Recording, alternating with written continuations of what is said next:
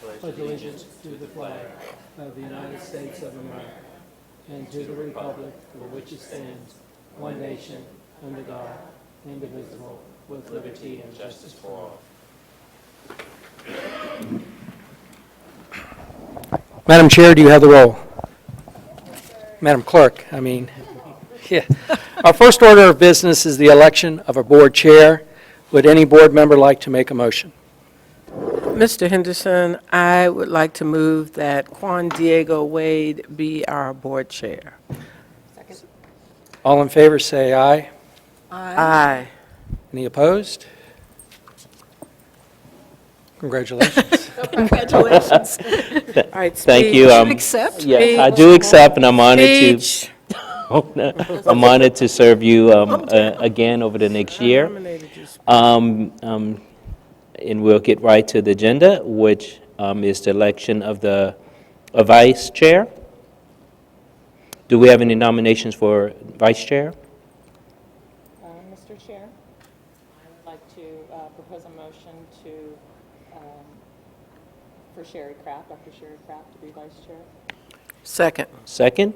Any other motions from the floor? All in favor, please say yes.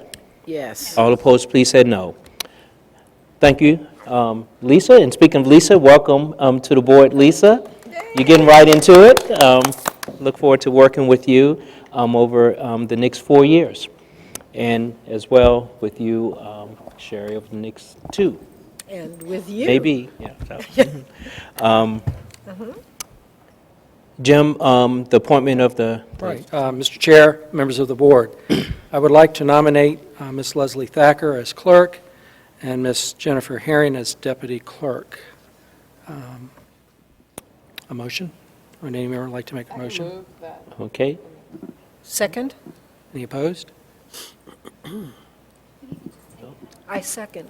I did. Okay. Okay. It's been moved and properly Favor? seconded. Just know, all in favor, please say yes. Yes. All opposed, please say no. Great. Thank you so much. We look forward to working with you all again and keeping us on track. The next item we have on the agenda is approval of the agenda. Can I get a motion for that? So moved. Second? And second, all in favor, please say yes. Yes. All opposed, please say no. Okay. And the next item we have on the agenda is comments from members of the community. No one has signed up, but it's opportunity for someone to come up and speak, and it's 3 minutes, if you can state your name. There'll be another opportunity at the end of the meeting. Please come up.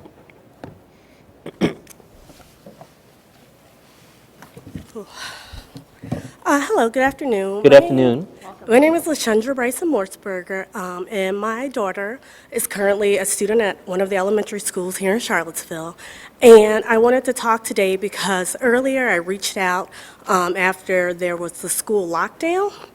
And I was reaching out because I talked to other members of the community and my own personal feelings. I felt like the issue needed to be revisited.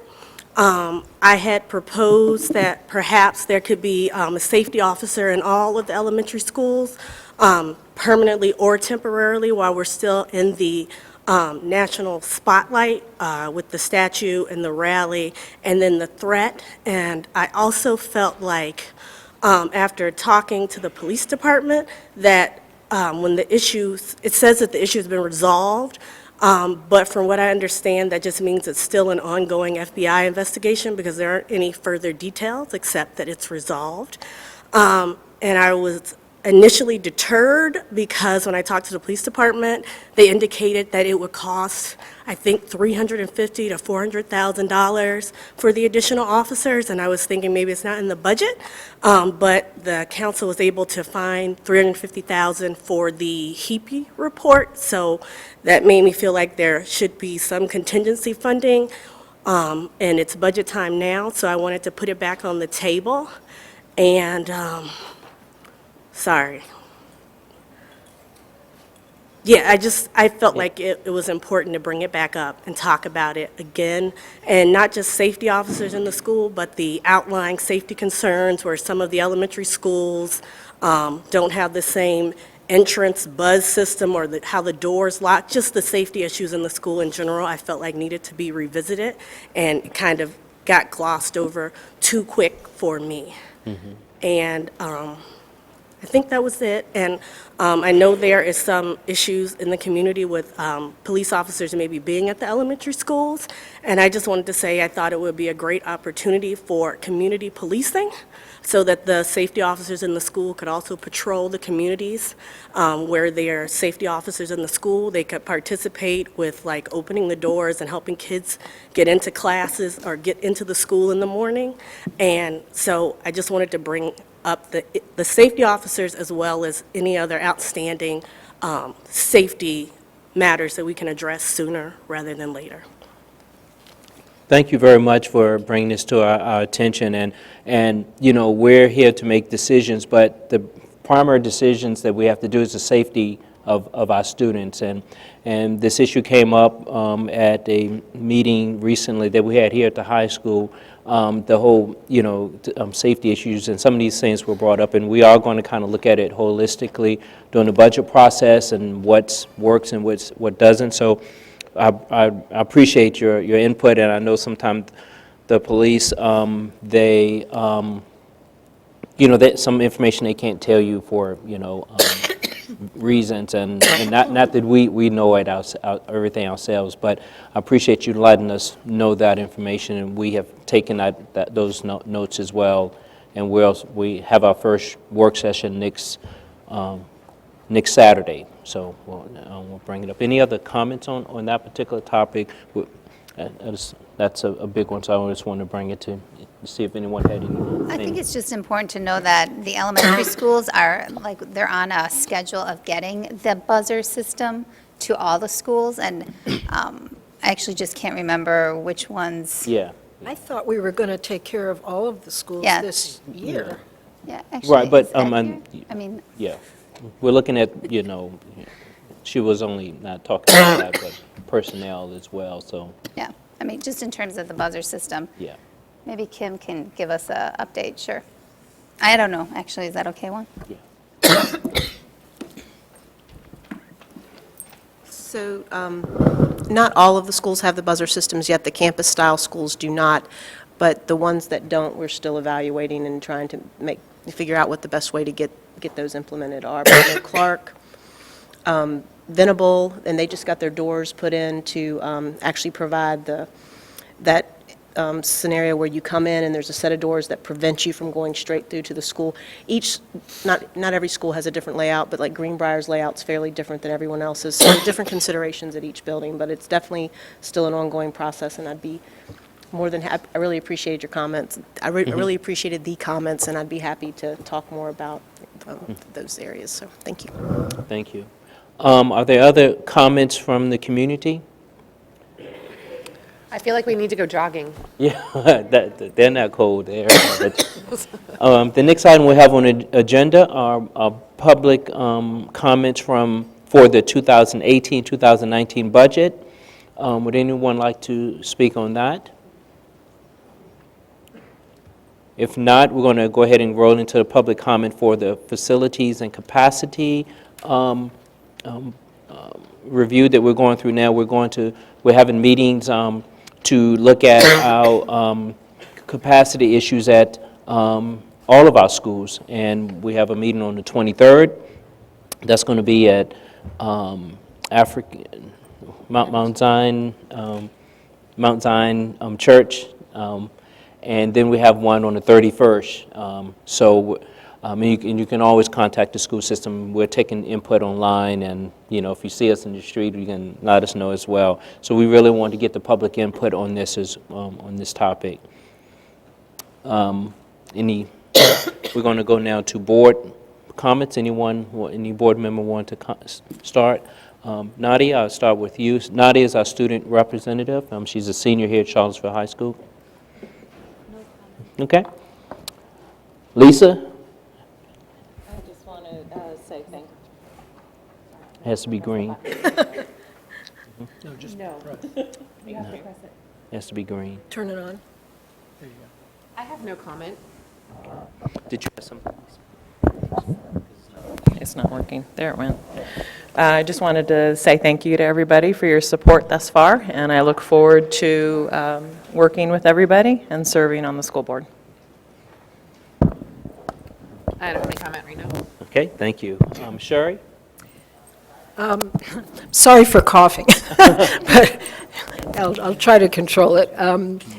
Now, I'd just like to welcome Lisa to our board, and very excited to have you here. I know you've been here, you've been at every single meeting, I think, since you decided you were going to do this, and I really appreciate all the work you've done, all of the, attending meetings and learning about the issues that you've done before you actually set foot here today on our dais. So, welcome.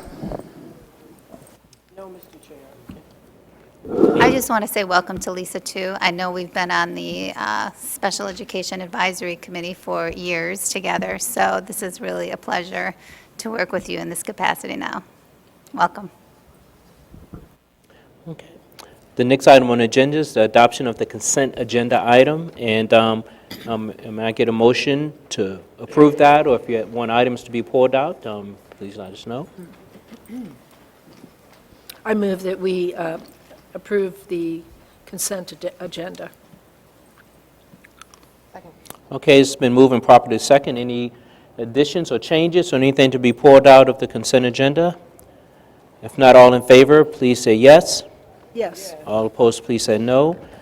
The next item we have on the agenda are action items, and these are the approval of the program of study, and we have been getting information on that. Mr. Henderson? Yeah, Mr. Chair, members of the board, last month, Eric Irizarry, principal of CHS, Eric Johnson, principal of Buford, and Stephanie Carter, supervisor of Lugo McGinnis Academy, presented the 2018-2019 program of study. Tonight, the superintendent recommends that the board take action on the 2018-2019 program of study. So we've had discussion on this, but this is another opportunity before we approve it. If anyone had any additional questions on the program of study. I do have one question. Okay. Go ahead, Sherry. Well, no, you go No, ahead. it's, Eric's here. Eric, can you come Well, up? I see. Oh. Sure, you go first. I just had a very minor, quick thing, I think. I was a little confused. On page 6, I guess it says something about the courses will be, following high school credits are offered at Buford Middle School and will be counted in the student's high school grade point average unless purged at the end of the school year. And I didn't understand what that meant. What was going to be purged? The student's grade can be purged going from middle school to high school. It's basically being expunged from their record and come off their official transcript, so they'll start high school fresh. Okay, If they take it and they're not happy with the grade at the middle school. I see. Okay, thank you. But coming in with the 8th grade class, though, won't those not count towards their high school diploma because of the 2020? Can. How is that Yes, profile going to change that aspect? it will change. I can't really tell you how until we get all of the details from the VDOE. The VDOE homepage is still reflecting last year before the profile of a Virginia graduate, so it's something that we'll have to probably bring back to division or the school board to make that decision. So what we're hearing is those grades won't count as a verified credit. Right. But when it goes back to taking the grade off at the middle school level, that's also the grade as well. So not only the verified, you're speaking of the verified credit for graduation. What you can do at the middle school is take the entire grade like you never took the class off of your transcript. Gotcha. So they would go back into, let's say it's Spanish 1. They could take Spanish 1 again, and only the Spanish 1 at the high school would be reflected. Perfect. Thank you. I don't have any other questions. You don't, did you have? Okay. I have a Lisa. question. And not, specific to actual courses, but was wanting an update on the discussions that have been offered regarding AP classes. I mean, you offered that great session here last year, and we had a very well-attended PTO meeting at the high school, and there was a pretty strong consensus, I felt. That means it's working. AP classes, and so if you could just update us on Trejo. In talking with our parents in division, what we want to do is make sure that the new federal ESSA program and Profile Virginia Graduate is set in stone, so we can figure out how those changes will also impact our program of study. And then what I'd like to do is propose getting a input from all stakeholders, including some of our counselors that deal with some of our students that are taking a lot of these dual enrollment and AP classes, and make sure that there's no unintended consequences for changing that. And we'd like to do that this spring, start looking at that, not for next year, but possibly the year after. If that's sort of our calendar or our timeline up to this point. Thank you, and I understand that. I just feel like, so we will be heading into almost the third year, and I've just, a lot of comments that I've received from other parents, I mean, kids who are already in the pipeline and already expressing a lot of stresses, you know, freshman and sophomore class. So just wanted to share that that is a concern, and I hope that we can look at that. And deciles will also be in that discussion, and deciles, removing deciles is also in that discussion as well, and that could possibly happen next year. That's more of an, that's a, it's not as complex as the limiting any AP classes or putting any caps on any AP classes. Great, thank you. Just to make sure the whole community is involved in that discussion. Oh, of course. Yeah. Of course. I We know just you guys wanna- have been really good at outreach, so. Yeah, we just want to make sure that once the state decides on what Profile Virginia Graduate looks like, we'd feel more confident moving forward on any decision we make that affects graduation. Fair enough. Or that could affect college entry. You know, I think it's also important just to include students, because sometimes the parents have one feeling, the students have others, so making sure that they are part of the discussion as well. Yes, ma'am. Okay. I'll move the passage of the program of study. Okay, so it's been moved, properly seconds. Any other comments or additions? If not, all in favor, please say yes. Yes. All opposed, please say no. Thank you. The next item on the agenda is approval of the school calendar for 2018-2019. We had a lot of input on this. Mr. Henderson? Again, last month, staff presented the two options to the 2018-2019 school calendar. Option A reflected a calendar that was split. By split means is that we went into the third week of December attending school for 3 days, and then 2 days starting the vacation, and then going through January 2nd. Option B shifted that calendar, and it took the students coming to school through December 21st, and then off for 2 full weeks, and returning on January 7th. As I shared with the board last month, is that we went back out to the community to get opinion, particularly on draft option B. Overwhelmingly, the community wanted option B. Just to further add to your decision, is that there is a possibility that Albemarle County might go with option A, but I confidently think that because our community really took their time to look at both calendars and looked at particularly their desire for option B, both staff and community, that's something to think through with. And also in terms of the exam schedule and talking to Dr. Irizarry, having that full week of exams rather than splitting, even though you think students have time in between Saturday and Sunday, most students want their exams done with and over with by the end of the week. And So at this point, the superintendent recommends the board take action on either draft option A or draft option B. Okay. Ms. Berger? Mr. Henderson, when will exams be taken in both options? Dr. Irizarry is here right now. But Nice I know he's trying to leave. But I don't want to speak for him, but my guess is that exams will begin in option A somewhere around December 11th or 12th. They'll go for a couple days there and then finish up on the 17th and the 18th, with the 19th being for makeups.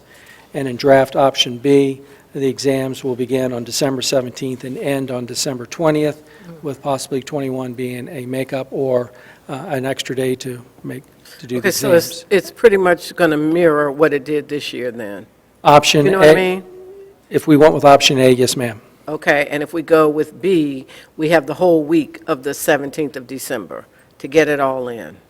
Yes, Yes, ma'am. The midterms don't take as much, and normally, this year, we did not schedule a makeup, because students can make it up when they get back from, make it back from the break. So either way, we'll be able to make it that week leading into the break. So if it's that full week, exams will probably be Tuesday, Wednesday, Thursday. So some form of testing in option B is happening the week of the 17th of December. I catch the flu, I come back on January the 7th, and I can do whatever I need to do. Yes, ma'am. That's all I need to know. Keep it moving.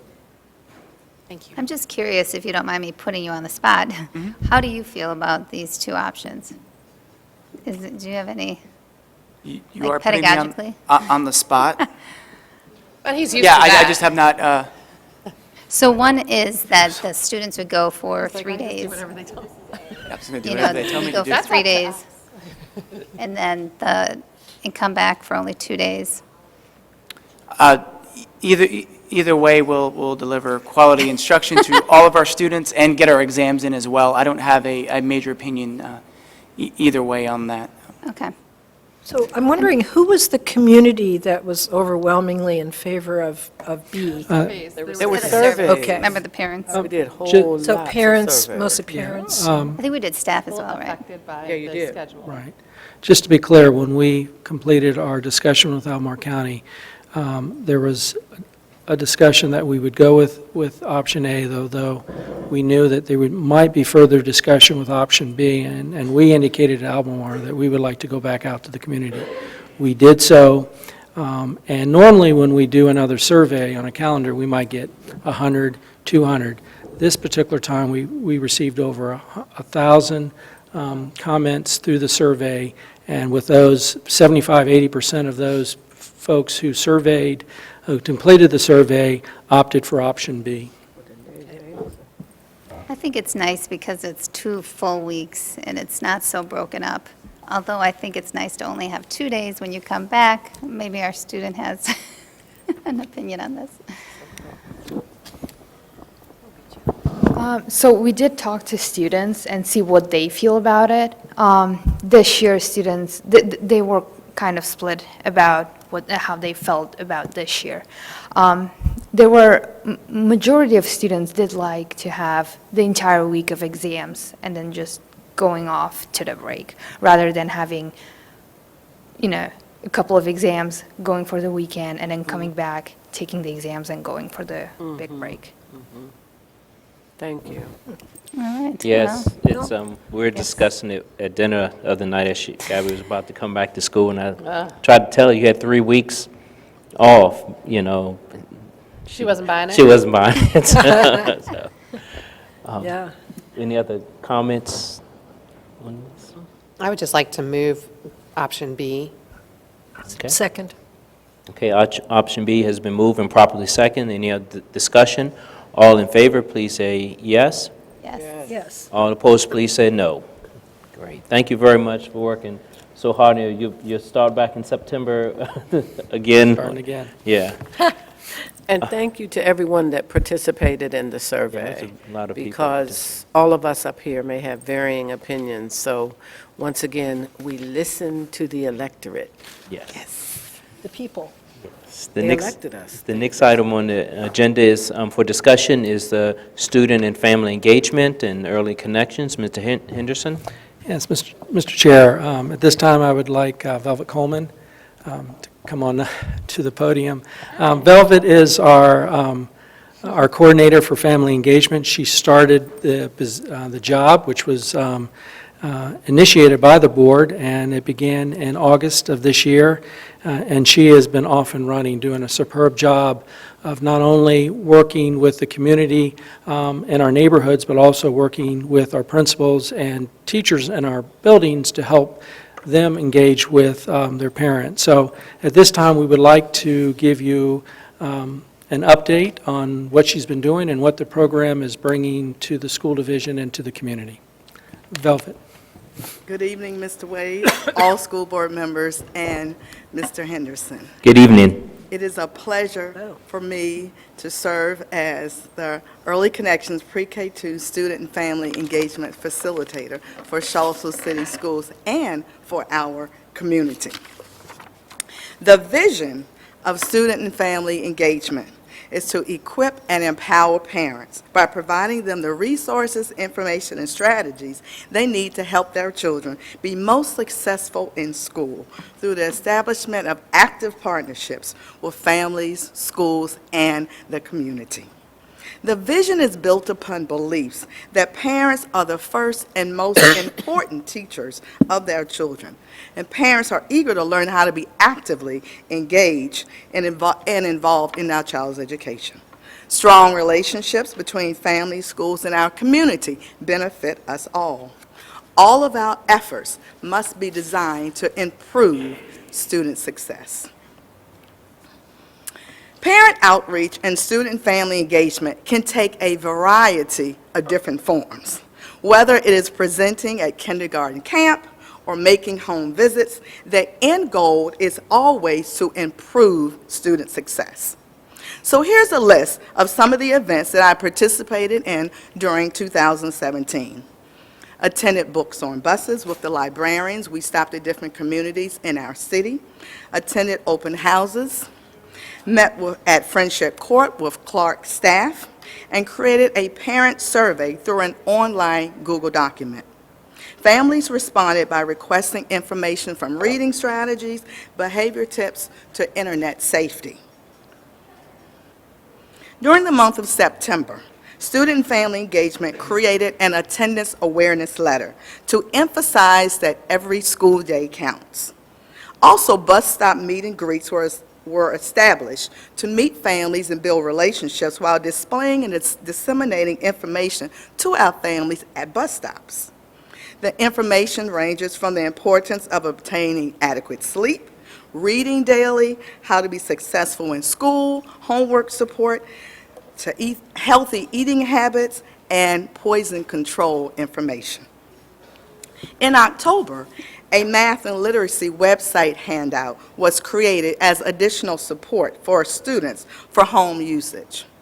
Parent-teacher conference questions were distributed at bus stop meet and greets for families to use at conferences. In November, it was an honor for me to organize the Jackson Via parent-teacher conferences at Mount Zion, to make conferences more accessible for all of our families and to provide an optional conference location. In December, a winter break activity handout was created and distributed at bus stops and in schools to all pre-K-2 families. Also, Family Engagement partnered with preschool to create a positive behavior workshop. Families requested the positive behavior workshop when the parent survey was given in August. I have attended multiple events at all 6 of the elementary schools. These are photos of what some of the school-wide events look like.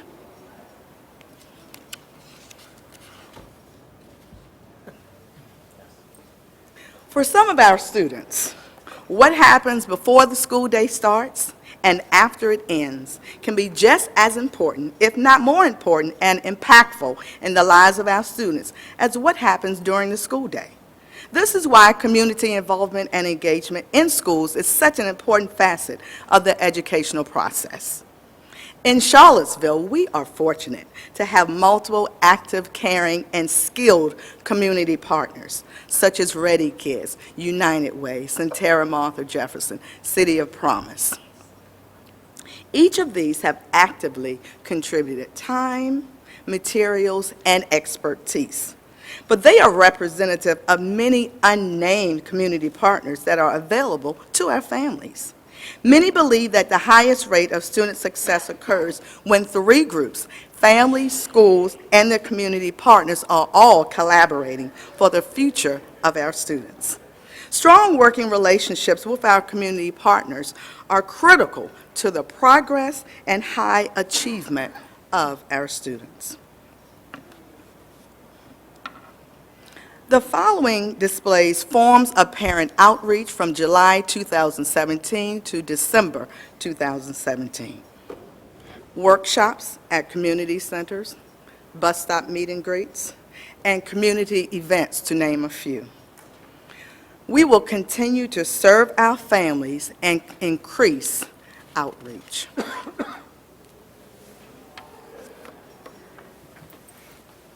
So where do we go from here? Current and future goals and initiatives are to host more workshops, bus stop meet and greets, individual parent meetings, and to obtain a resource for families to support family engagement. Student and family engagement would like to further develop a shared understanding with all stakeholders of what active family engagement can look like and provide families a 24/7 access to the tools and resources that will help them best support the academic needs of their children. While this program is new, parent responses have been overwhelmingly positive. When I attended a Muffins at Mom's literacy morning event at Johnson, Virginia Leary was very appreciative of a handout of different information that was given to her and a handout of winter break ideas. A Clark parent was very appreciative of parent-teacher conference questions that was given to her at a bus stop meet and greet. The press coverage has also been positive.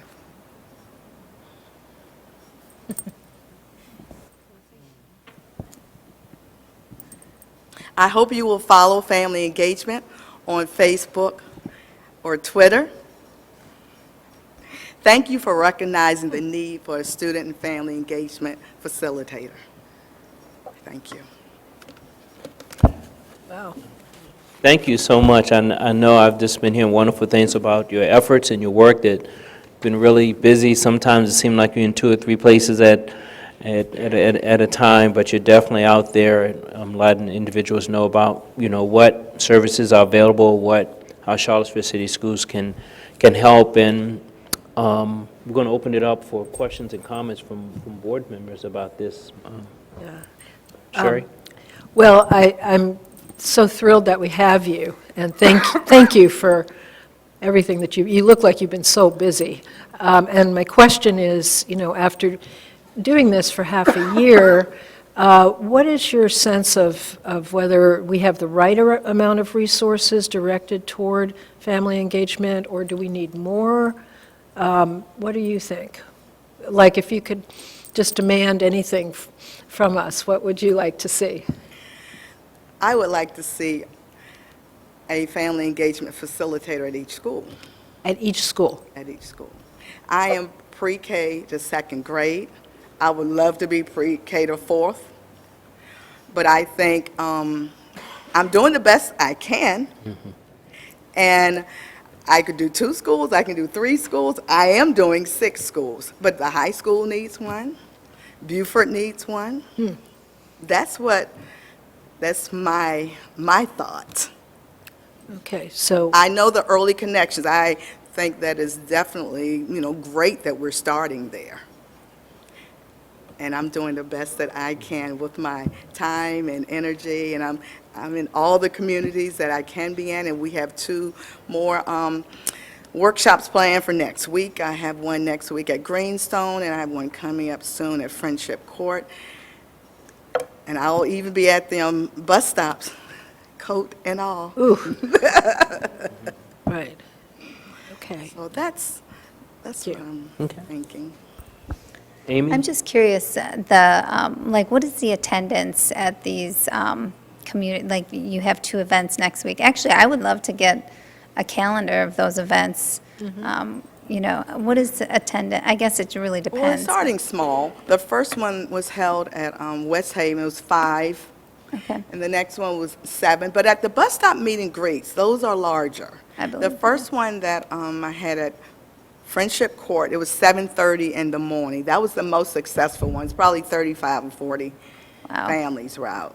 That's There were great. parents and there were children. Sure, Wow. yeah. So there are more people at the bus stop meet and greets, especially the morning bus stop meet and Right, greets. yeah, everyone's there.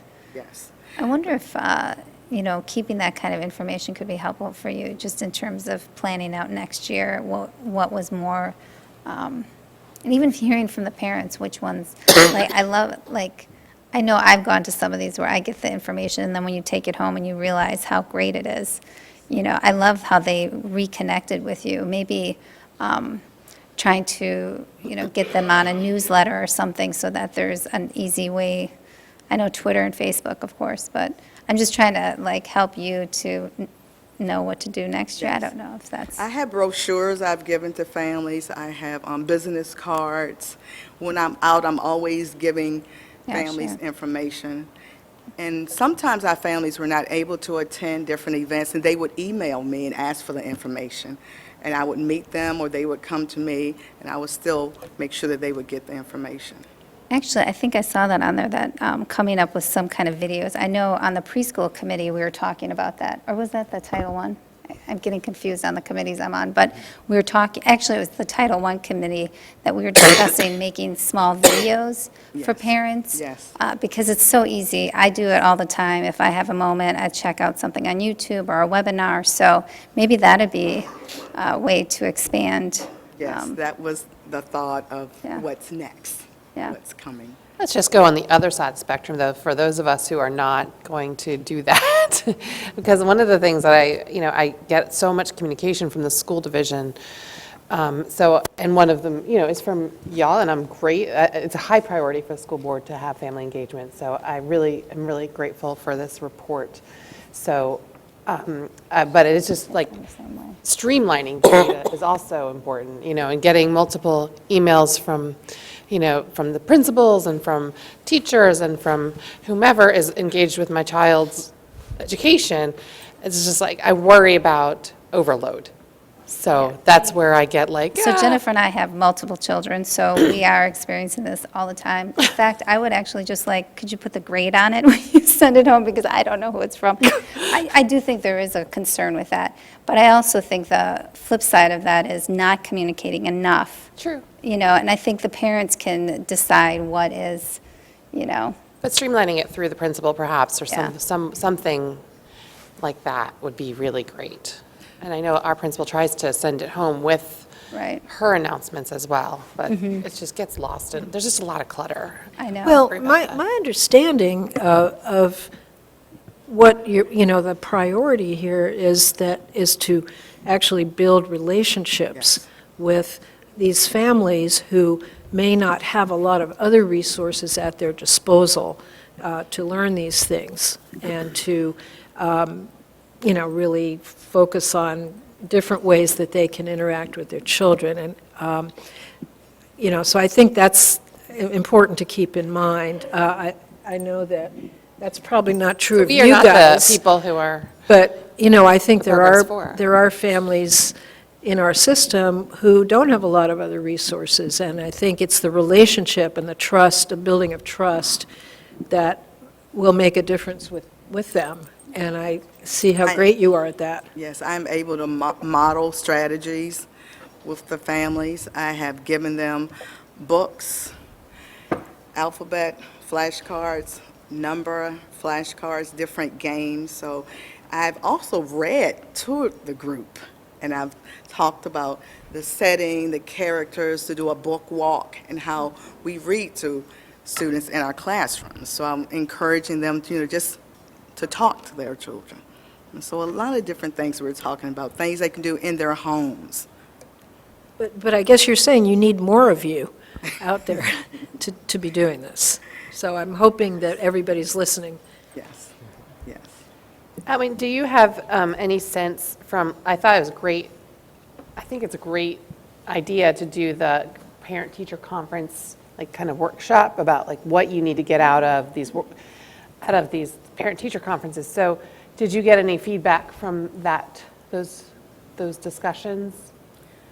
I gave the family members the possible questions that they could use. Yeah. The feedback I received was just, they were thanking me, they were appreciative. I did not receive feedback about which questions they used. Is that? No, I just wanted to hear if there was, did they have a more meaningful dialogue with their teachers? And that's. Just one or two parents actually responded on the feedback. They just thanked me for it, basically. great, They didn't yeah. give me, dialogue on that. But I was hoping it would just, jog their memory of things to ask or just to help them. I know it's being a classroom, when I was a classroom teacher, sometimes parents will ask questions and sometimes they will not ask questions. So I just wanted the families to have just some questions just to help them. Really in good idea. conferences. That's a big idea. I should just mention Miss Coleman was my daughter's teacher as well. Really good idea.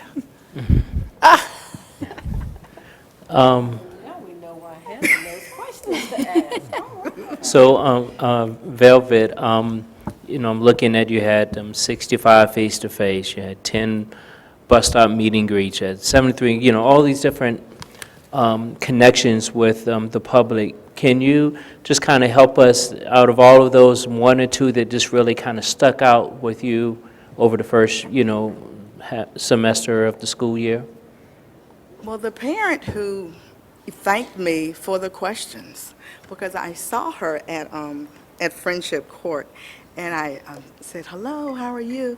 And she said, "I remember you. You gave me questions at the bus stop." Yeah. And I would also say at West Haven, the family members, they are just so receptive to the strategies, and they're so thankful for the materials. And I've just seen the side of where children do not know certain things. They do not know their colors. They do not know their letters when they come into kindergarten. And I just want to help families and give them the information that they can have to help their children in different strategies and tools that they can use at home, so their children will be successful and they will come into kindergarten ready. So I think that this, in Charlottesville, a lot of things are based on relationships, and I think that you're building these relationships in next year, and next month, whatever that, someone's going to come to you because of that conversation that you've had. I wish you could do something about the heat this evening. See if you could make some relationships with the heat. One other We just need to go for a run, I think. Another situation I did think of with a student at a community center. They were playing cards. They were just playing some card games, and I asked them, "Have you ever played Uno?" And they said, "Yes, we don't have Uno." And so I said, "Okay, I'm going to buy you Uno." And so I actually bought Uno, for my money. I bought Uno and I delivered it. And when I delivered it, they said, "We didn't think you were going to do that." Yeah. And so I played the game with them for a short period of time, because I also know it's building relationships with the students and the adults. Yes. And so when I see them in schools, they know me and they wave to me and they talk to me. You got an internal check mark with them, so they'll remember that. Students, they remember that. So, well, any other questions or comments? Oh, okay. I'm going to try. Here we go. Okay. First off, don't touch it anymore, just let it be. There you go. There we go. Just wanted to say thank you. This sounds like an incredible program, and I'm just in awe and assuming, but I wanted to check that you're doing all of this alone. Is that correct? Yes. That's a lot of touches and contacts. So is there? I'm busy. You are busy, yeah. Is there, I mean, hope for other people joining you? I know I heard your wish as far as somebody at each campus, but. Mr. Henderson, I haven't had that discussion, but that's a wish and a hope for our division. Yes. Yeah, so, Well, thank you So very train the much. trainer model? Pardon me. I mean, are you exploring models that don't need an infusion of significant amount of cash?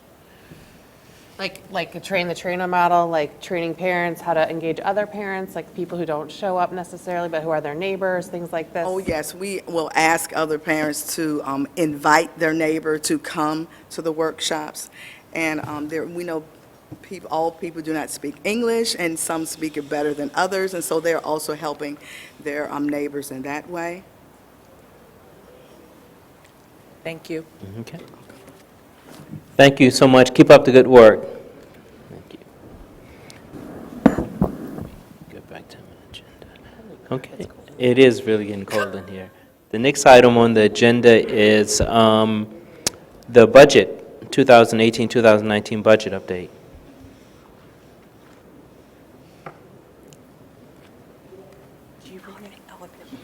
Are you knitting some blankets? Yeah, Come I on know. now. I wish. I'm sorry. Good evening, Chairman Wade, Mr. Henderson, board Good members. evening. Mine will be quick so we can move along and get out of here. I'm bringing you highlights from the governor's budget. There were technical updates in the budget for the rebenching and updating the salary tax. The governor's proposed budget is putting forth a 2% salary increase for SOQ positions in the second biennium of the budget, effective for December 1st of 2019. For FY20, there is some funding for a full-time principal at all elementary schools and at risk. The governor's budget contained a line item for no loss funding in FY19. This is to ensure that no division incurs a reduction in state funding in the first year of the new biennium. For CCS, this is about $407,000. Within the governor's proposed budget, there's... Renee, Go ahead. I'm sorry. I'm sorry. What was the, I'm sorry. The no loss funding, it's basically a composite index, hold harmless. Right. So the budget that passed for the biennium, The government, biennium, in the second year, what proposed to cut the funding by 407,000? Is that, right, that funding will go away. okay. So, under the governor's proposal For the first year. wonderful, for the, first year.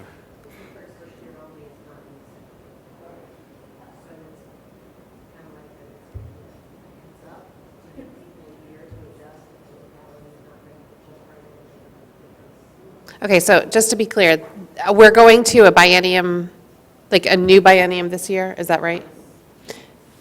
Correct. Okay, and so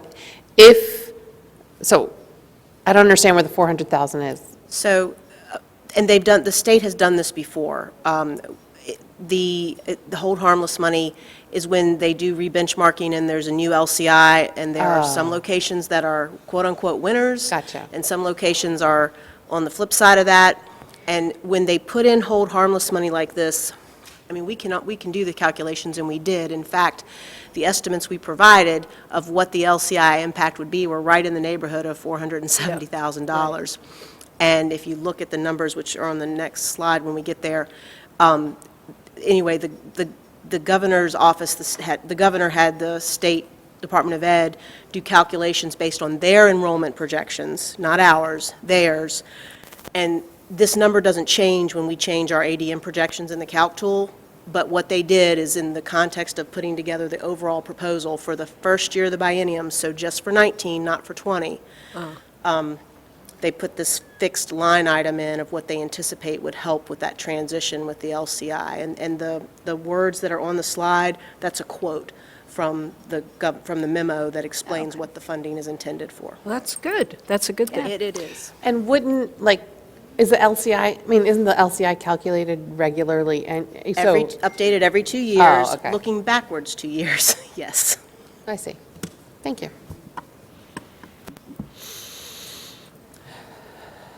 Within the governor's proposed budget, there's a calculator tool, and we can change the average daily membership. And we used the projection number of 4,203 students, which would be a growth of 1.2% for CCS. With this number, Charlottesville will receive about 70,000 more in state revenue, and this includes the 407,000 hold harmless money. And adjusting for the local composite index that we just talked about, if we change the 0.6772 to the old number, 0.6590, CCS would have received 475,000 more funds. And so this includes the 407, so the numbers kind of back into one another.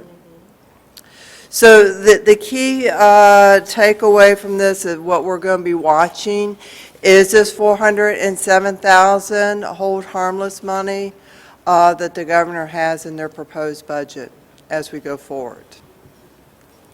Any questions? That's good. That makes me feel better. Yeah, I or was at least for worried about a it. year. At least for this year. Until January, Yeah. Yeah. until the session starts. Yeah. Everything. So Thank any you. questions on the, I know we're going to really delve into this next Saturday, but thank you for the update. Okay. Thank you. Like you have the, are you going to go roll into the audit? Yes, sir. Okay. Okay. The next item is updating you on the fiscal year 2017 annual audits CCS had. We had 2 annual audits. The first audit was on the school activity funds, where each school had their individual funds audited by Robinson, Farmer, and Cox. 6 schools received letters of accommodations, meaning they had no audits. And then we had 3 schools that had audit comments. So they're working on corrective action plans to correct those. The second audit that we had was on the overall financial operations, and this was held in conjunction with the city's audit. And Brown Edwards performed that audit.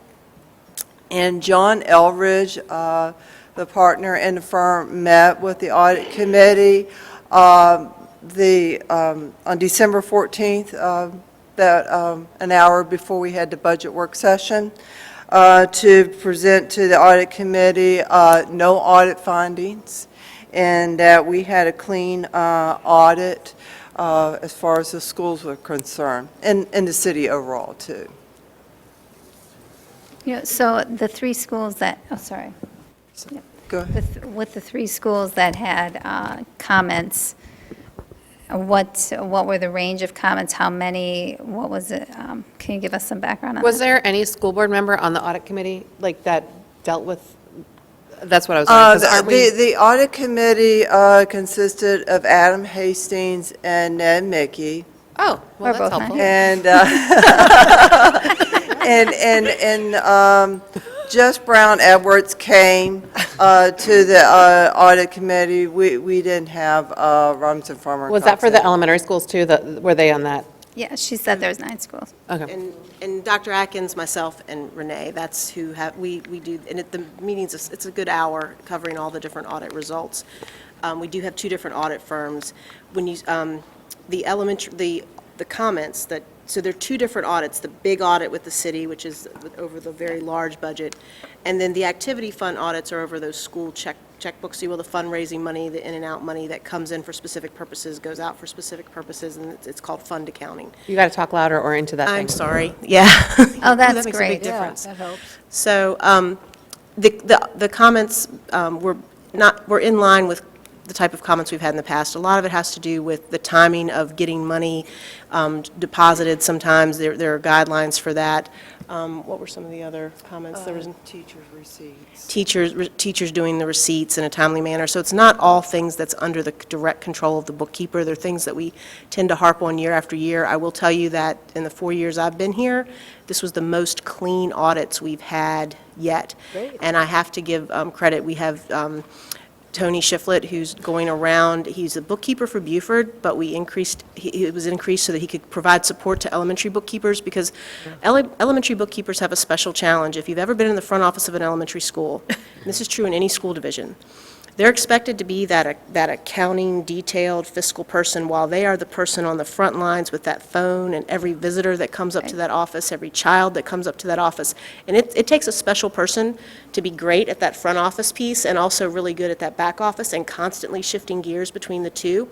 And so all that Mr. Shiflett does is he visits each elementary school once a week and gives them about 3 or 4 hours a week. But the bookkeepers are able to kind of take their work and put certain things aside to have him assist with those things. And again, he's the full-time bookkeeper for Buford. But he's not full-time, but you know what I mean. He's the bookkeeper for Buford. Right. Point being is we had more clean audits, like there were no comments. In the past, we usually have one school that will have no comments, and everybody else will have what I will call routine comments. They're things that schools typically struggle with because we don't have a large staff devoted to managing, these monies. But there's no comments around any type of fraud or loss of funds or anything like that. It's more about how timely things are getting done and the receipting. Actually, are these like field trips? I guess I'm trying to imagine What type of money? Yeah. Field trip money, building rental monies that are paid directly to the school, any type of like vending machine money, which there's not a lot of vending machines in our schools, but there are some soda machines and water machines and things like that. Yeah. Library We know. fees. Yeah, and the teacher's lounge. Clubs. So clubs have lots, all the different clubs have their own fund, their own little account. Is there any way that we could, I'm sure this is all public record, right? It Like, is. Okay, so is there like an executive summary of these that we could maybe attach to the ESB of the findings? Because again, it sounds incredibly inflammatory about, oh my gosh, there's 3. Yeah, there's 3 schools. So, and I get it, I've seen audits, and I know that the comments are comments, like they can be very just, We have individual copies of the school activity fund audit for each of the members, and I'll get those to Leslie, and she can distribute those to you. okay. Thank you. Thank you very much. Thank you very much. The next item we have on the agenda is board member committee assignments. My favorite item. Yeah. Good evening, Mr. Chair, Mr. Henderson, and school board members. Tonight, I'm here to present to you the school board committee assignments for 2018, and it has been shared with all of you on the electronic school board. If you don't already have it in front of you, I would like to invite you to bring it up so that you all could have a discussion about the assignments or approve it. The only thing I wondered, I didn't volunteer for the Student Discipline Committee, because I didn't, but I just, and not that a lawyer needs to be on this committee, and I know Mr. Henderson, that's why I didn't really volunteer. I feel like you do an excellent job with the discipline, and I feel like the committee is very good.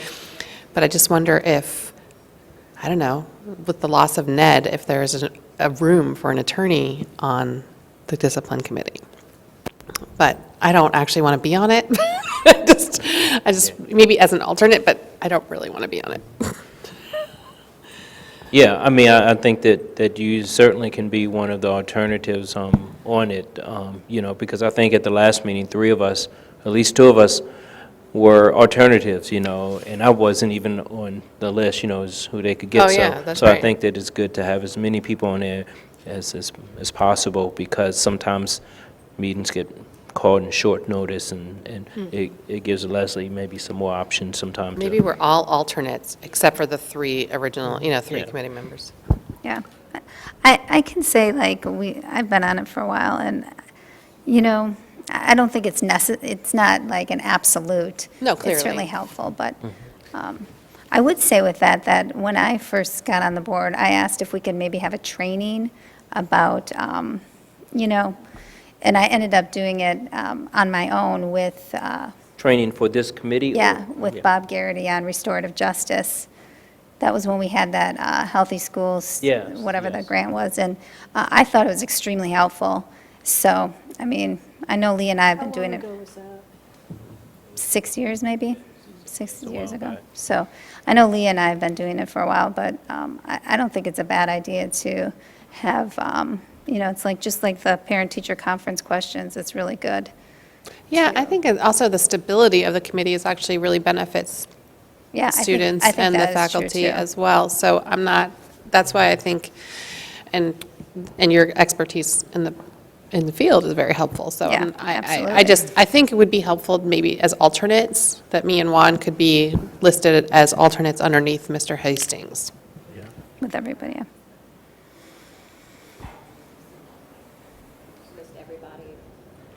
Yeah, well, just, Yeah, that's fine. again, it's just so that we don't have a scheduling issue in the future. That's really the hardest thing, is trying to get the people together, That's a good point.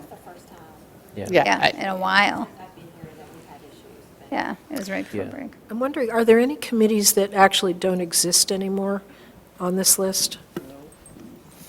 No, I think that all of them are pretty active, and so just before we move on, I just want to follow up with Amy's suggestion as far as getting some restorative justice training.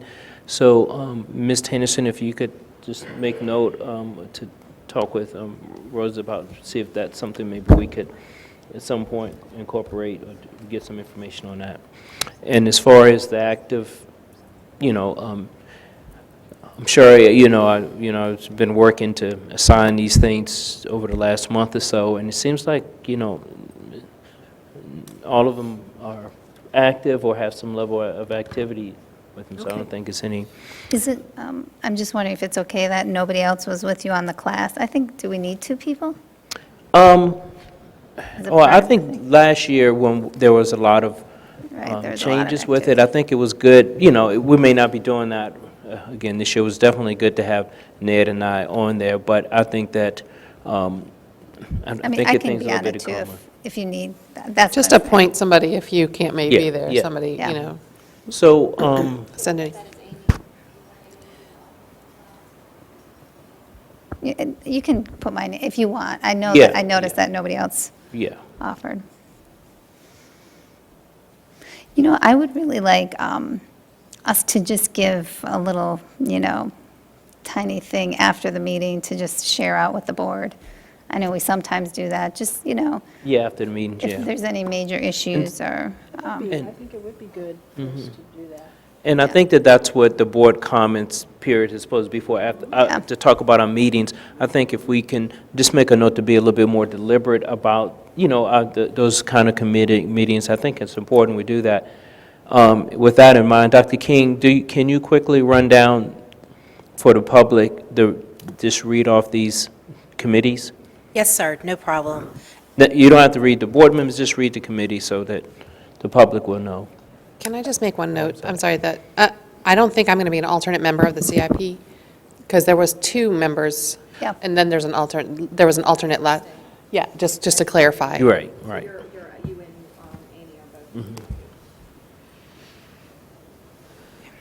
Go ahead. Dr. So the 2018 committees for Charlottesville City Schools, Capital Improvement Projects, K-Tech Center Board, Charlottesville Alliance for Black Male Achievement, Charlottesville Housing Advisory Committee, Charlottesville Scholarship Program, City of Promise, Class, Community Development Block Grant, Finance Committee, Gang Reduction Through Active Grace, or gang reduction through active community engagement, naming of school facilities and buildings, Parks and Recreation Advisory Board, PrEP for Board for Piedmont Regional Education Program, Preschool Steering Committee, Public Education Fund of Charlottesville, Albemarle, Quest Advisory Committee, Regional Adult Education Program, School Health Advisory Board, or SHAB, Special Education Advisory, Student Discipline Committee, Title I Advisory,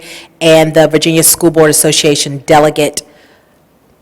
So I just think it's important to note, because many districts have no more than one or two, subcommittees, and that being the discipline committee and like a finance committee. So we meet, we have a lot of interaction, not only here once a month, but throughout the month with a lot of different committee I just wanted to mention one thing with, I know Ms. Torres is going to the SEAC meetings for, I don't know, decade. So, anyway, and I just really think that her insight is invaluable to the SEAC. And I just wanted to clarify, like, because if, like, the two of them, the current board members show up, that she wouldn't be allowed to be participating as a parent, which I just find troublesome. Yeah, actually, I was going to suggest maybe just asking Adam if this is still something he'd want to do, because Lisa and I both have students with, and I think that is a good perspective. I just don't want to truncate the rights of a parent. Yeah. Just because you're on the board. Right. Well, otherwise, I think we could just, because we don't want to say it's a public, I don't know. Yeah. Well, it is a public meeting anyway. Well, certainly everybody's invited, but Right. it's not like, it's not a noticed meeting. Right. So we would want to ask Adam if he still wants to continue in that role, or if he'd be willing to. I don't think I've seen him at a meeting. So, Yeah, he's he's an an alternate alternate. anyway. Have the both of y'all ever been at the meeting at the I same time? have, because I've been on the SEAC. Oh, yeah, that's right, you were with it. I mean, and, yeah, he's been there. Certainly last year he was there, but I haven't been as, Okay. and I don't So know. I'll ask Adam if he's still interested. If not, then maybe Lisa will be an alternative or be a member? What do we Yeah, want? I think we can both be members. Yeah, because it's just two. Okay, and that may be a We're going to be change. there anyway. But, Yeah. Okay. Do you guys have any thoughts on that? I mean, No, I just, again, I think we have just a lot of investments, and we really, the board is a high priority, is special ed children, so I just want to make sure that the parents who have been working really hard at this continue to have access. the other thing I was wondering, if you could note on the spreadsheet, some of these are like city initiatives, and I think it's important for the community to know that these are not all just school board kind of committees, you know what I'm saying? Like HAC, the Housing Advisory Committee, Right. that is, they've requested a school board member on that Yeah. committee. So it's just the, Parks and Rec Advisory Board, it's not. the scholarship program, the Alliance for Black Male Achievement. Those, I just think it's important for the community, or maybe it doesn't matter. I think it's obvious. Really? There's, I do, but Okay. what do you want it to say? I think Just that would be like, helpful. because SEAC is part of a state initiative for special ed families and school board members to be a part of. And some of these things are just things that our community is interested in doing. but I don't want to change it because it's not a state or mandate. It doesn't. Okay. So, but Actually, I think it's- going back to the Black Male Alliance, or Male Achievement now it's called, or I guess it's Alliance as well. That time is really problematic for me, and it's been rough all year trying to get there, because I have to find, someone to watch my kids, so. Which one? It's the Charlottesville Alliance for Black Male Achievement. Yeah, and they do meet right? Yeah, it's usually at 4 o'clock, which is the worst time of the day for me. You're on it. What's that? Alliance for Black Male Achievement. Yeah. Yeah, I don't think we can have 3. So I could take myself off of that, because it's been really unless I bring my kids, or I don't want to do that, and anyway. Thank you. Okay. Okay, so do we have to approve this? We're doing and/or, so it's really just for discussion, but if you're ready to approve it, Mr. Chair, we can do that. We'll wait, because we're going to. Clarify some. Just in case there's some other changes like this, and we're going to, maybe hear from Adam about the Special Education Advisory Committee, but Okay, Wait, so can we'll we- bring it back next. But I do think that there needs to be some certainty and clarification going forward, especially with respect to like the hack and the CDBG, and, you just want to have, especially some of these city things that are happening right now. So I would just, maybe we can, I don't understand, we'll question whether we should be part of it, or? no, I just think that we need to approve this in January. Oh, I see So that what you- Ms. Torres can start participating in some of these things, and like there can Oh. be some stability. Okay, yeah, well, so we can go ahead and approve it today. It's really only one or two minor things that we need to do. So if someone will make a motion to approve it, we can go ahead and do it today. With the changes that were noted tonight, and there might be another change to special education. And the alliance. So I'll make the motion, and with the changes to the SEAC, to alliance, and to make me not an alternate on CIP. Yeah. Okay, it's been moved properly second. Any other changes? All in favor, please say yes. I'm sorry, did I say that out loud? You said heat. I approve. All opposed, please say no. Soon enough, it's going to be summer, and we're going to be completely. Yeah. Want to see if people are still awake, right? No, they're frozen, but they're still here. The next item on the agenda are written responses to written reports. Any questions on the course enrollment update? So tell me more about, and maybe Dr. King is not the right person, but I would really like to talk more about AVID.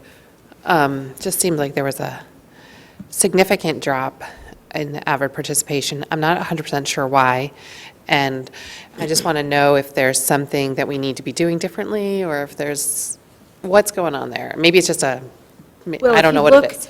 There was a big increase from 2 years ago, and now sort of a dropping back, and it may just be, the natural flow And maybe anything, we can of speculate all day things. long. I mean, Right, that's, yeah, we don't know. so, I mean, I would just, again, I'm way supportive of AVID. I think it's a great program, and I want to make sure that it's the kids that could participate, or are we just counting it differently? Is there a population decline? Is there, what's going on? God bless you. Dr. King, you have any? For more details of it, it did not stick out to me. Typically, I will catch things that do the numbers a drastic change. However, it was calculated the same way. I reviewed it with our Diana Sacra, who often we go through the data pulls together.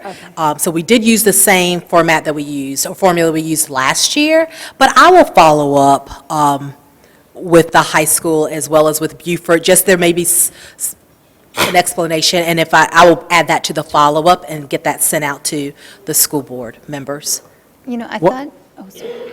I was just going to say, one possibility is, since we added the engineering courses over at Beaufort, a number of students had to choose between AVID and engineering. That's Now, what I don't was want to gonna- say with 100% sure. accuracy with that, but until you look exactly where they went. But I do know, in having conversations with Eric, that was one of the reasons why we wanted to merge AVID, so that we could increase the number there. And so hopefully you'll see an increased number of AVID students next year. But that might be one. I'm not so sure if there was a drop at the high school, and that's one area I do not know. Great. I was Thank you. going to ask you that. So I know a couple of years ago, we talked about making AVID something with the credits, either honors. Does somebody remember that? Just like make it 4.5 or instead of Yeah, it was 4, like on the something grade that, scale? right? And I'm just wondering if that had anything to do with the numbers. I guess that was actually. Yeah, I think we could 2 years. speculate all day long. Maybe, I do think that we need to talk about it more programmatically or systematically. Amy, is go back and look at the minutes, because we had, because of the students that were in AVID, and this was something to help them move on to advanced level courses in college, et cetera, we had talked about doing something additionally and giving them, I don't know whether it was a half credit. We wanted to do something additionally academic as it related to the students taking AVID because of what AVID meant to students that had traditionally been outside of the process or disenfranchised from the process. So I think we need to look at our notes in order to revisit that and see. And I think it would probably be beneficial if we look at AVID numbers as it relates to Beaufort and the high school. 2 years ago, maybe. It was like 2 years ago.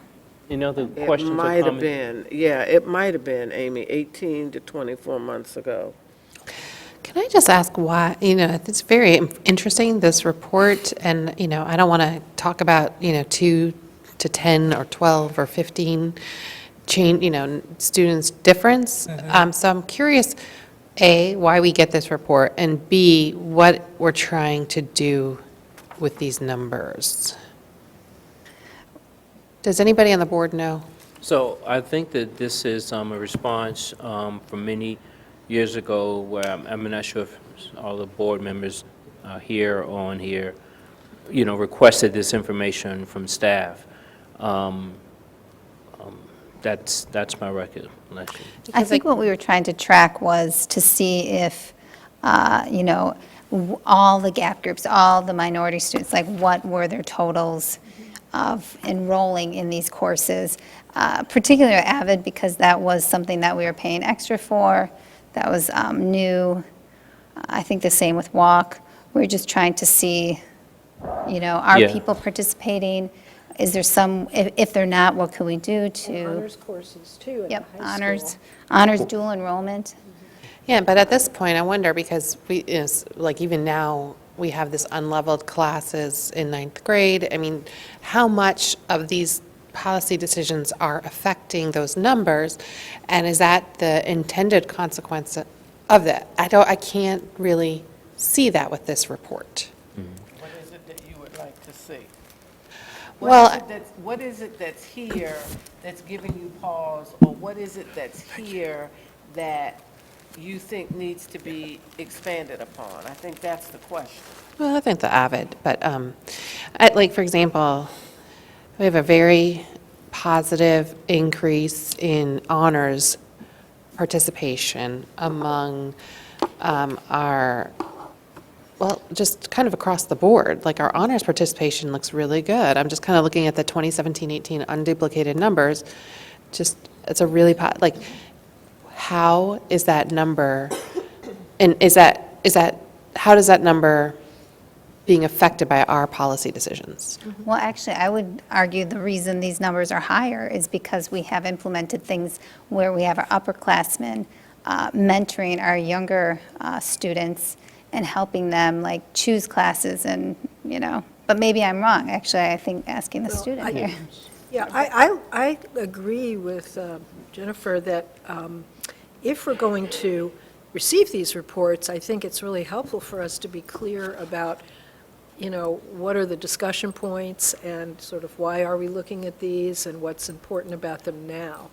So, I recall the discussion, I don't know, maybe 10 years or so ago, while we started to gather this. It was a big move by some of the board members, we all approved of this, that we wanted to see more minority participation in our fine arts program, in our various programs, and it does help us when we're making decisions to see that, okay, where the numbers are going up and down, but it's dynamic. If we want to see some things change, it's our document to do what we want. They have it because we requested it, so. Yeah, no, and I think it's great. It's very helpful information, except for, I just want to make sure that we as a board are looking at it kind of the same way, because maybe my opinion about why our honors is different than your opinion, and maybe it's both, maybe we're both right, but I just feel like it's having the numbers is not as helpful as kind of understanding the implications of the numbers. Like the AP continue, those numbers do not increase for some of our groups. Again, we're just talking about small changes, so it's hard to see over the. So are you saying, Jennifer, if the numbers are going down, your concern is why are they going down? Or is your concern are the types of things that we're doing to put in the various and sundry supports working? I'm just wondering if our supports are working. Okay. Like in general, that's. Okay. I think there's Can we some open clear, this up? good trajectory here. So I just want to make sure that we don't cut things in the budget that might be supporting these efforts. Well, I think this is why we should have a document like this, so that we can see over time what is happening with the enrollments. Yeah. But anything that you'd like to see changed in this or added, just, we can do that. This was part of specifically part of a retreat that we did in Stanton. I remember the discussion Yes. with Dr. Edwards and Colette and Wait. Kathy and, I'm sorry, I'm looking at the orchestra thing. Yeah, I remember but that was with anyway. Colette. Well, Dr. King, was there anything that you were concerned about looking at these numbers? Not concerned, no. I thought overall they were pretty consistent. Exactly. And it's like it caught my eye at Walker, and I don't think it's a big deal. You just look at like students shift, like in art for African, it's on page 3. And I was just thinking oh, well, where are the majority of the students going? Because that number went down from 71 to 56. Those nitpicky numbers, there's evidence where the kids went. It's that they just shifted to another course for their elective, if you will. So those types of things that would catch my eye, but they're small and none that I thought were problematic.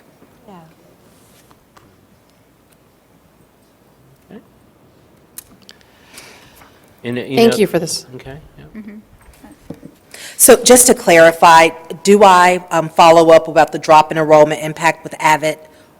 I do think, as a board, it'd be Yeah. helpful to talk more about AVID now, whether it's related to the course enrollment program. We talked about the AP thing last, it's just kind of something that maybe we should talk about. I think we just want to find out, as best we can, because like you said, Jennifer, we can speculate a lot. We just, if there's some concrete reasons that we can do as we're doing policy or, creating classes, it'll be good to know that. Okay, thank you. Okay? And so while you up there, Yes, sir. Is there really nobody in music theory this year? I know, actually, there's only 2 people in music appreciation. It's just, I feel like I know 2 people who are in music theory, so that's why. That's it. well, there you go. Well, and perhaps We it's answered really your own music question. appreciation that they're in, and you thought they were in music theory. You answered Music your theory own is like- question. Leslie, Maybe they've been should we open that? combined. I will, thought it was on the screen. do I need to add that just to It doesn't- make I sure? mean, again, Everybody I wants to kind of see feel it. like if Ned were here, he would want to know, are we having this class? Are there Actually- enough kids enrolled in that class? And I In thought, honor of Ned, ask the question. yes, I guess I just want to know, are we in fact having music theory okay. as a class? And I kept it up there because it was a number last year. And a lot of times I compare years, and I actually pull the report, because I'll think as a school board member, you're probably going to go oh, what did the report look like last year? And it's always a starting place for me. So I was oh, well, I'll keep it because it went down. Yeah. And the music appreciation went up by 2. So I will follow Same up on 2 that. kids. Last Any year other they did comments on this? Thank you. Okay, the next item we have on the agenda is comments from members of the community. Anyone would like to speak on any item? Hi, I'm Becca Saxon, and Hello? I'm probably the only person besides Chris Callahan who routinely goes to both city and county school board meetings. So I'm anticipating some pushback about the calendars, because at the last meeting in December for the county, they didn't look at option B at all. They didn't consider an option B. They didn't vote. They still are planning to take their vote next week. But option B right now is not on their radar. And I think there are a lot of families who, over the last 18 years or so, have gotten very used to having the identical winter break. And so I would recommend that somebody reach out to the county tomorrow and let them know that this is what's happened, because I can see chaos in a couple of months when people look at the calendars and realize what happened, or next December when people look at the calendars and realize what happened. Well, that's what we did last year, I too. can follow up on that. They were supposed to share both. They chose not to. I've spoken to Matt Haas, and he is aware of the direction we were going. And so I am hopeful that he will bring it up to their board next Thursday, I think is when they meet. And both the AEA president and the CEA president have let their members know that this is going on now. So they may bring it up to the school board whether or not the superintendent does in Albemarle, because I think there are a lot of families that this will cause a real hardship to. And I don't think you guys should be the ones who now go against what your community very clearly said they wanted, but I do think that we need to figure out a way to take some steps collaboratively to make sure that that happens, because I don't know what will happen for K-Tech students either next year. Right, yeah. Well, just to be clear, too, like last year, we had a very similar situation where the board, the Albemarle School Board said, hey, this is what we want. And so we came back here and we said, okay, we'll do what the county wants. So I feel like we have been, we certainly want to be collaborative. We do not want to have a different schedule. But at the same time, our community does want this this. So if we had a choice, that's what we would like. Yeah, no, I'm just giving you all the heads up, because I think there may need to be some communication and PR done around this, because it could Well, it cause some. sounds like we did reach out, right? I mean, They're on our committee, on our calendar committee. Yep. Dr. Haas and I had a conversation yesterday, and so I'm hopeful that it will come to the board when they meet.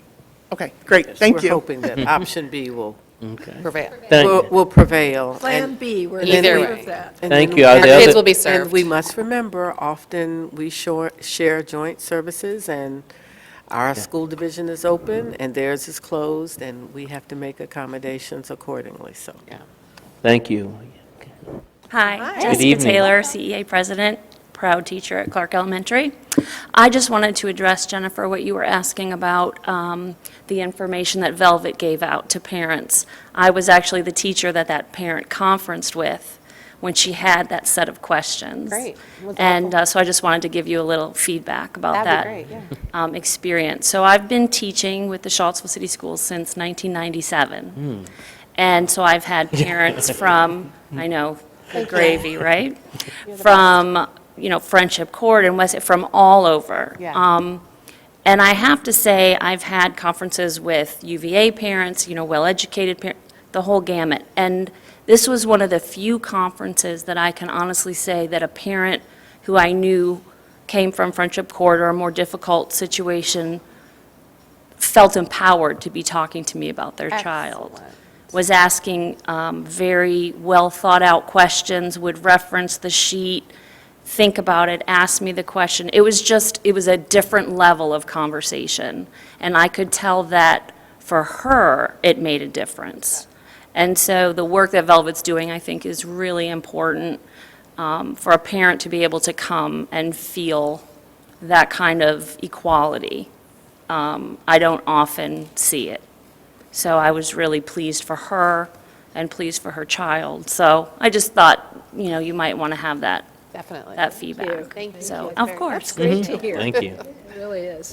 Actually, it makes me wonder if we should be sending these comments to everybody. I know we don't want more information, right? But, I think I think we're going to have to let Ms. Coleman do her. sure. I mean, if she, I think she's doing a great job. So we just, Yeah.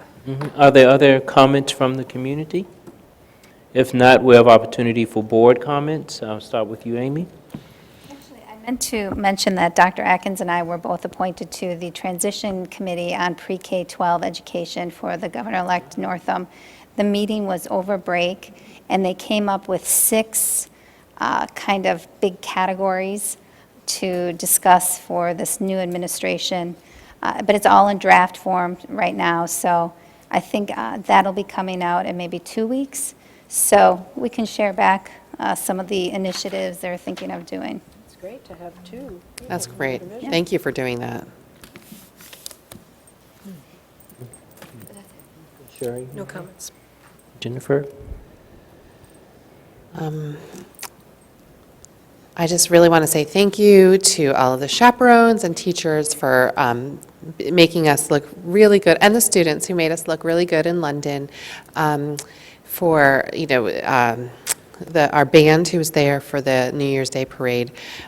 There's just a lot of things that our school division does incredibly well, and having us on the international stage like that, I think, is extraordinary and a once-in-a-lifetime experience for those children. And thank you to all of the people who made that happen. So I just want to add on to that quickly. Yes, I was sent the link for that, not only band performance, but they did a special on Charlottesville STEM program. The London reporters, I think they actually came here to Charlottesville High School. Oh, yeah. And so it was very good. It was a very good program. The kids did great, and they got back Tuesday at about 2:30. Everything went great. Yeah. Thank you. Lisa? You good? Okay. Nadia? Okay. Mr. Wade? No. This been. I guess I should be more detailed about the different meetings and things I've been attending.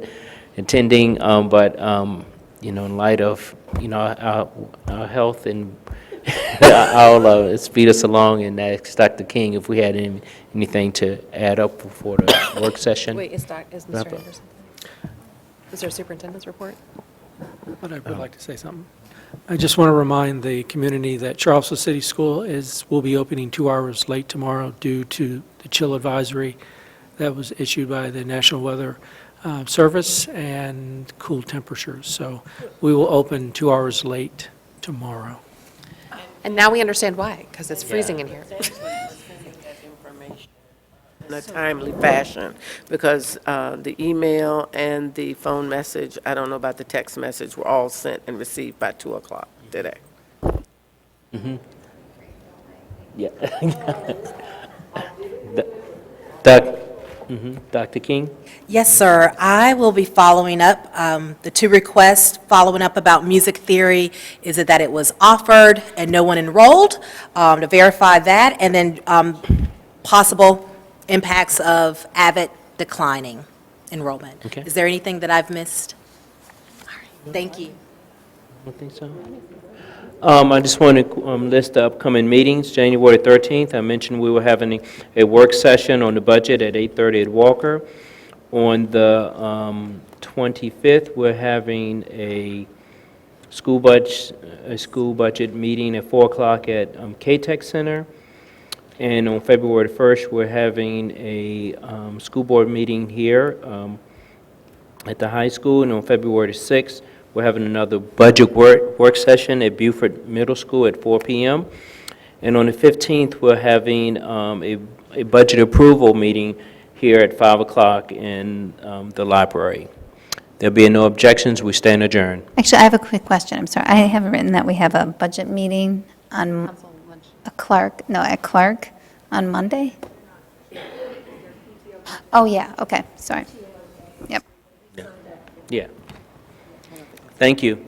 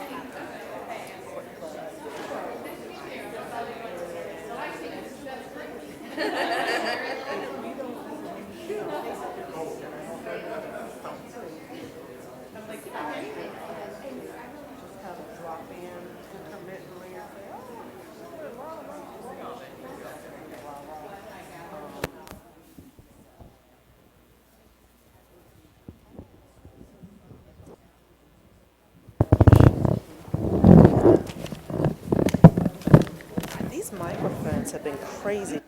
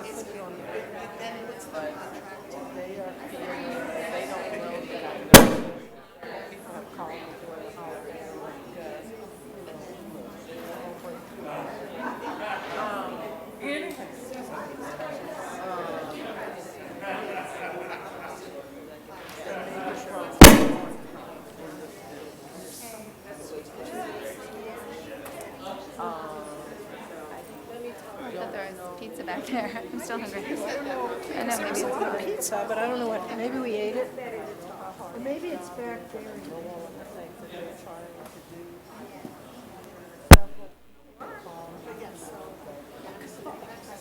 Oh, that's right, it's Tammy's.